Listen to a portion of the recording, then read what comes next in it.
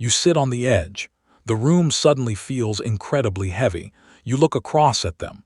They stare at a glowing screen in silence. Neither of you speaks. Why does this keep happening? Do I still love them? Am I the problem here? You don't drift apart because your love fades. You drift apart because your emotional safety vanished first. You are not failing at love. This isn't a sign you chose the wrong person. Every couple that ever loved deeply stands exactly here. By the end of this video, you will understand exactly what shifts in their nervous system when you step back. You will know how to rebuild that magnetic pull without chasing. Let's get into it. Mindset reframe. Most couples believe distance means you stop trying. But the real truth is your nervous system just hit exhaustion. When you chase them harder, they read pressure as threat. When safety leaves a room, the love doesn't disappear. It buries itself completely underground. Their nervous system tracks your tension first. Their logic catches up much later. What looks like coldness is usually a flooded system resting. You don't heal this by pushing forward. You heal it by lowering the emotional temperature. Honestly, the anxious avoidant cycle isn't a personality clash. It's two people craving closeness while accidentally triggering each other's walls. Here's the thing, attachment patterns only shift when safety returns. This reframe changes how you move. Point 1. The silence that finally lands. Most couples keep filling the quiet. You send double texts constantly. You force heavy talks repeatedly. You try to fix the gap with sheer effort. But beneath the surface, their nervous system reads pursuit as permission to hide. When you stop moving, the pattern finally breaks. Their defense mechanism powers down completely. Not louder conversations, not more compromising, not weekly emotional audits. But two people who finally feel safe enough to breathe. And here's what changes everything. The moment you pull back, they stop running from pressure. Maybe they're not waiting for me to fix this, they quietly think. Disconnecting sounds like, we really need to talk about our future tonight. Connecting sounds like, I'm giving you space. I'm right here when you surface. And when you do that, the walls between you start to come down without either of you having to say a word. Point 2. The mirror you refuse to hold. Most people in relationships hand partners checklists. You point out flaws daily. You demand they step up constantly. You make connection conditional. But your nervous system actually screams for reassurance. What looks like sharp criticism usually reads as threat to their attachment brain. And this is the one most couples never figure out.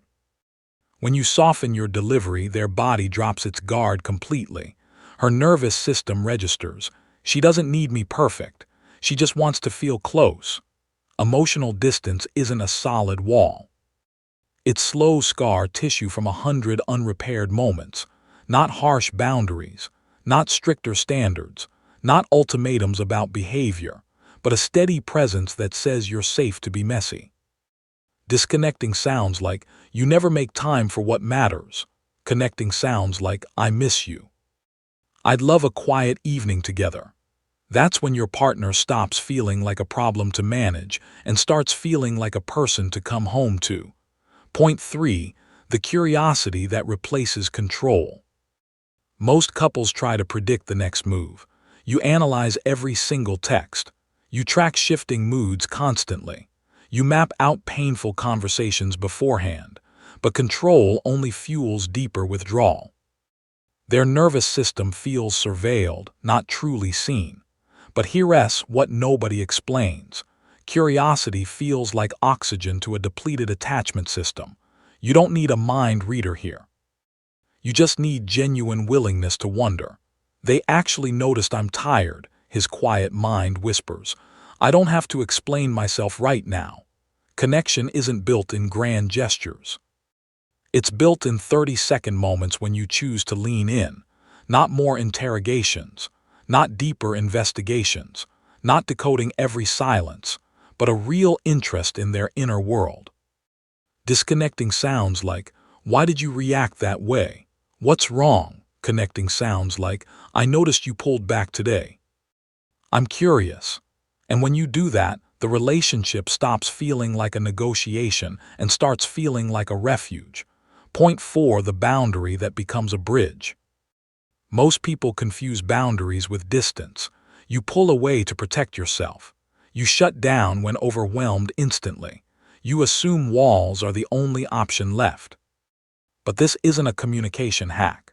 It's what two emotionally mature people naturally do when safety matters most. Their nervous system reads rigidity as pure rejection. And this is where it gets really interesting. When you state your needs calmly, you invite presence instead of panic. They're finally choosing themselves, her brain quietly notes. I can step closer without losing me. Intimacy doesn't demand flawless execution. It demands honest pacing, not cold detachment, not passive resentment, not silent treatment until apology, but clear limits that actually leave room for you both. Disconnecting sounds like, if you keep doing this, I'm done.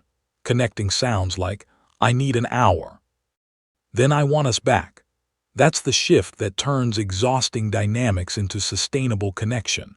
Point 5, the repair that rewires the cycle.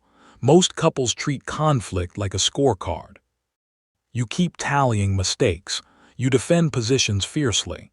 You wait for them to fold first. But your nervous system is exhausted guarding. Their attachment history expects abandonment. And here's what changes everything. Genuine repair proves the cycle isn't permanent. You don't need perfect words here. You just need honest acknowledgement. They actually turned toward me after, his system quietly records. I don't have to armor up next time. Trust isn't built by avoiding friction. It's built by returning after it happens. Not longer speeches, not transactional apologies, not sweeping things under rugs, but a quiet bridge over the unspoken drift. Disconnecting sounds like, you always do this. I'll let it go. Connecting sounds like, I shut down earlier, I'm sorry, I want us. And when you practice this, you stop managing their emotions and start building a shared home. Close and call to action. These aren't quick tips. They're an invitation to show up differently. That changes everything between you. When you internalize this, you stop reacting to triggers.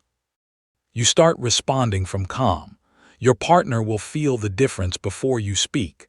Real intimacy doesn't start when you find the right person. It starts the moment you decide to become the safety you've been searching for.